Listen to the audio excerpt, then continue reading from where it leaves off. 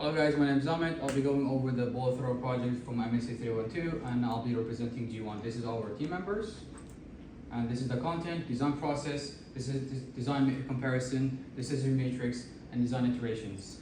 These are the objectives. We're going to be providing you guys with the calculation and SolidWorks analysis as well as the decision matrix table and the initial ideas. Starting with the initial ideas, I'm going to be covering the ones we actually picked. So we picked this one because it has low mass, we picked this one because it has low moment of inertia and also simpler to use or to calculate for calculation purposes, and also the same reason for this one. Next page, this is the rest of the ideas. Go. Hi, my name is Gorman. I'll be going over the first design. So this is a simple Warren-based truss. We have the trusses on both the sides and the ball goes on the top. The maximum diameter of the ball area is 24, which is the maximum ball size we have. This is the FE analysis of the deflection of the first design. As you can see, it is well concentrated on the area where the force is being applied, which is right about here.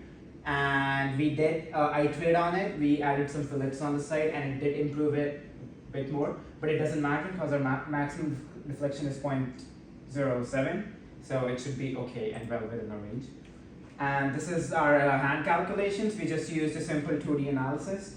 We calculated the moment of inertia of each beam and then we transferred it over by parallel axis theorem to the axis, which is at about this area. This is our stress analysis. As you can see, it is all blue and green and it is well below our yield strength, so there's no deformation at all. My name is Kaushal. I will be discussing design 2 and 3. Design 2 is basically based on the Pratt's truss method and there are some fillets cut out to basically reduce the mass of the design. And this is basically the deflection analysis for the design, and as you can see, the maximum deflection is 0.09, which is very low for a 10 Newton load. Most of the deflection is happening in the area where the load is applied. This is the inertia calculations as discussed before, which is based on the parallel axis theorem and adding all the things up. This is the stress analysis. As you can see, most of it is blue, showing the strength of the material. There is some red portions over here which we can fix in the later part. And this is design 3. It doesn't have a name like the other two, but it is simpler to analyze and it has a less mass based on the design, as there are not a lot of beams over here. And this is the deflection analysis. This has the best deflection as it's 0.06 mm. Most of the deflection again is just concentrated on the very end where the force is applied. This is again the inertia calculation, same based on the parallel axis theorem. And this is again stress analysis. As you can see, there are no stress concentrators, everything is in blue and it works. So I'm going to go over the design comparison. For the design comparison, we picked 5 criteria. So inertia, deflection, mass, factor of safety, and maximum stress.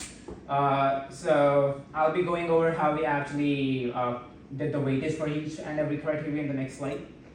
So for the next slide, moment of inertia is 20% of our criteria, deflection being the 10% criteria because it's not that important. Material usage is about 40% of the criteria because that's the biggest constraint we have. Then we have the aesthetics, stability, and this all totals up to 1. I'll be going over one of the criteria, which will be the moment of inertia. As you can see, our criteria is based upon three things. 0.3 being the worst case scenario, 0.6 being the mediocre scenario, and 0.8 being the best case. So for moment of inertia, 0.9 was the best case. That's why it was awarded 0.9 and it had 0.18. And then we did the similar thing for the other designs. And when we did the total, design 1 came out to be 0.75, and that's why we picked that design over the others. Hi again, so I'm talking about the chosen design. We already have it 3D printed. So this is the shaft attachment. This is where the shaft will go in, and then we have a brass plate holes to hold the plates on the shaft attachment. And we also have the ball holder, which has a higher diameter than the actual balls. We have design iteration. We're going to start with the first 3 designs, which are all dismissed to the complexity, and also they were just initial designs, and they're all small models scaled down.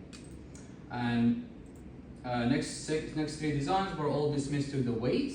So as you can see here, we had beams, but then the next design we cut them off, and then the third one we also made it less wide, so like we cut it from the middle. And then we have the last two designs. This one, the only difference between them is this part right here, the shaft attachment. At the beginning it was outside, but then we decided to put it inside because it's easier to assemble and deassemble, and we can also have something from inside and one from the outside, so it's easier for the brass plate attachment. And thank you so much, and have a lovely day.